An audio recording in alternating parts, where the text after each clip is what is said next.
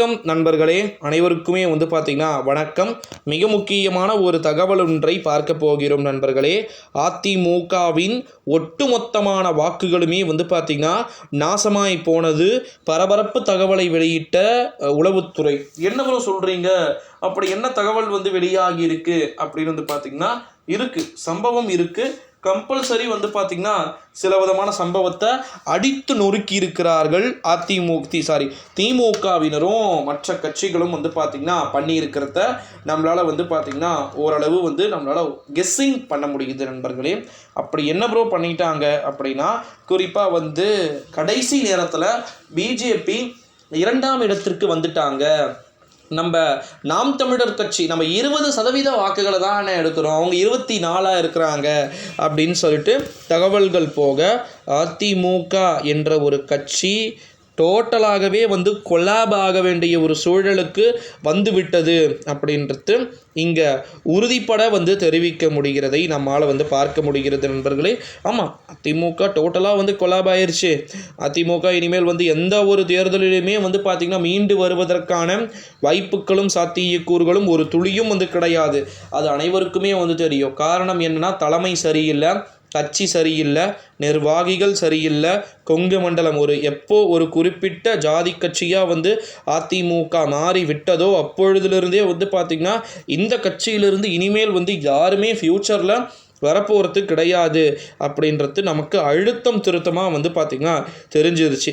இந்த ஒரு சூழ்நிலையிலே அதிமுகவின் ஒட்டுமொத்தமான ஓட்டுக்களுமே பார்த்திங்கன்னா நாசமாய் போவதற்கான வாய்ப்புகள் வந்துவிட்டது.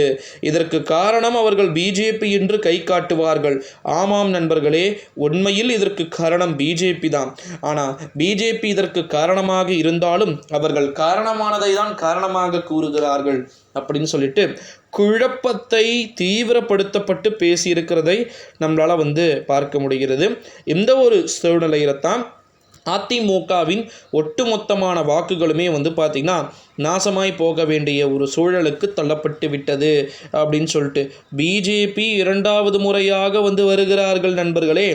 நன்றாக பார்த்திங்கன்னா புரிந்து கொள்ளுங்கள்.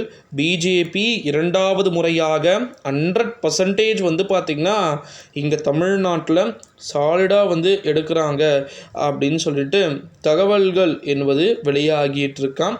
இந்த ஒரு சூழ்நிலையிலே நிறைய விதமான விஷயங்கள் இருக்கிறதை நம்மளால் பார்க்க முடிகிறது. ஒரு வேளை அன்னைக்கு ரிசல்ட் லீடிங் அப்போ மட்டும் அதிமுக லீடிங் எடுக்கலை, பிஜேபி லீடிங் எடுத்துச்சு. நிறைய விதமான விஷயங்கள் அப்படின்றது நடைபெறுவதற்கான வாய்ப்புகளும் சாத்தியக்கூறுகளும் இருக்குது அப்படின்னு சொல்லிட்டு தகவல்கள் என்பது வெளியாகி இருக்கிறது நண்பர்களே. இந்த ஒரு சூழ்நிலையில தான் அதிமுகவின் ஒட்டுமொத்தமான ஓட்டுக்களுமே பார்த்திங்கன்னா நாசமாய் போக வேண்டிய ஒரு சூழ்நிலை தள்ளப்பட்டிருக்கிறது அப்படின்னு சொல்லியிருக்கிறாங்க. ஸோ வெயிட் பண்ணி பார்க்கலாம் நண்பர்களே. மறக்காமல் நம்முடைய சேனலோடு தொடர்ந்து இணைந்திருங்க.